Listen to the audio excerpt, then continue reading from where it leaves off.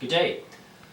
For percussion multitasking part 2, we're going to talk about suspended cymbal and crash cymbals at the same time, which you can do, mostly. Oftentimes it's the case where you have, percussion 1 has snare drum and bass drum and whatever else, and then percussion 2, or the cymbals part, has suspended cymbal and crash cymbals in it, and it's almost entirely doable by one person under ideal circumstances, but then there's that one moment where you have a suspended cymbal roll going into a crash, and it's just not possible to get both. And obviously, you can do, if you watch part 1, then you saw the rolling technique that I was using.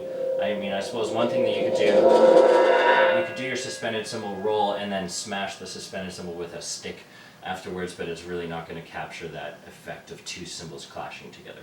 So we're going to talk about how to do that. So I've got my suspended cymbal here, and I'm going to take it off. That's step 1. I'm going to leave my plate and my sleeve and my bottom cushion in place. I'm going to take it off and I'm going to turn it over upside down. And if you want to come in here for just a second, then you can see that what I'm going to do is I'm going to put the felt and the nut back on.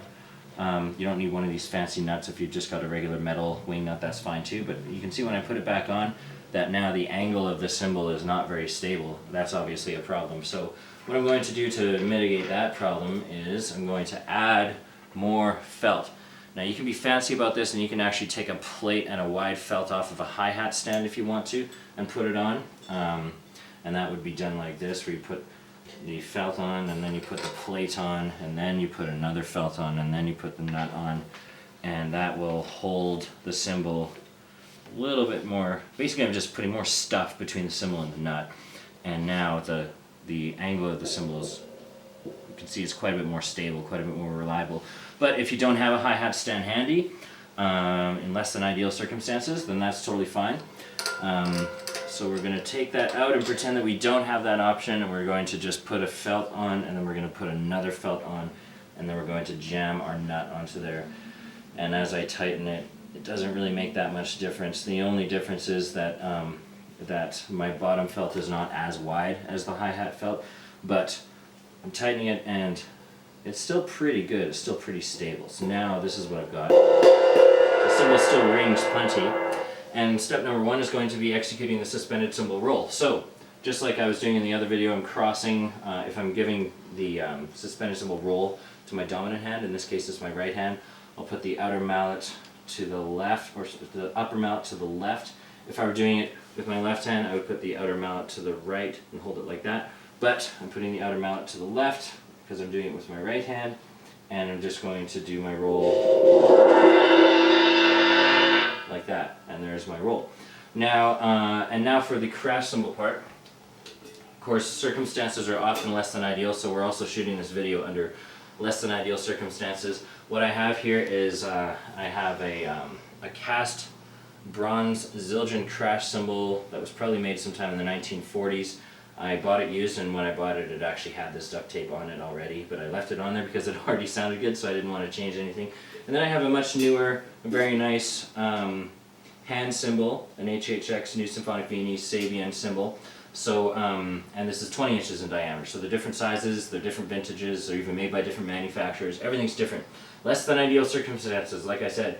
So when you prepare to crash the cymbals, obviously I'm giving this job to my non-dominant hand, and I'm just holding onto the cymbal. When you prepare to crash the cymbals, you're going to want to make sure that you crash them that ideal bit off center, which is just about a centimeter off center there, like that. Even though, if you look down here, you can see that this cymbal is overhanging off by quite a bit more. It doesn't matter, it's still going to sound pretty good. So I'm going to do my suspended cymbal roll with this hand, and I'm going to do my crash with that hand. I'm going to try to line up and practice a few times first, just to make sure that I can get a pretty consistent sound, and it's sounding pretty good. So now what I'm going to do essentially is I'm going to do my suspended cymbal roll, and I'm going to keep my crash cymbal pretty close by so that I can just go in for that crash at the end of the suspended cymbal roll right away, and I know that I'm going to be lined up properly. One mistake that some people might make is they might be really trying to focus on the roll, and they've got this cymbal over here, and then when it's time to crash they go and make make a horrible noise where you get too many contact sounds and not just one contact sound. So I'm going to try to keep everything close together, logistically keep it close together. I'm going to do my roll.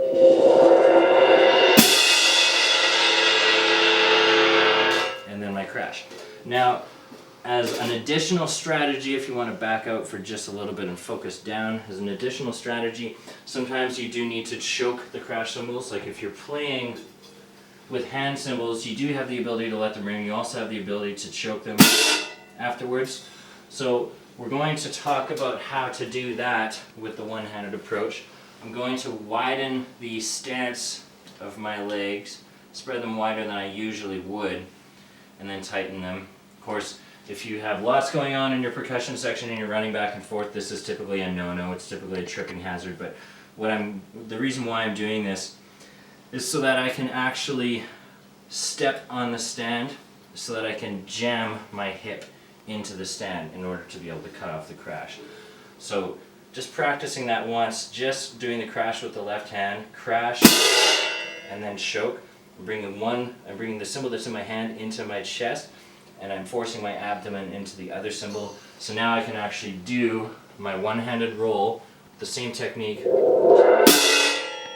into a crash and then choke it afterwards. And the cymbal's not going to get knocked over because I'm pushing the cymbal in exactly the opposite direction of the weight-bearing leg that I'm standing on in order to make sure that I can force myself into the cymbal and choke it. So thank you very much for watching. Have a good day.